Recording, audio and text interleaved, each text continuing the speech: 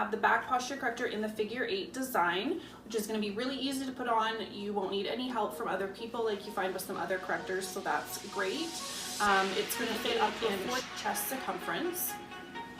So you're going to put each arm in one at a time, just like you were wearing a backpack. And then you're going to find it's probably going to be quite loose.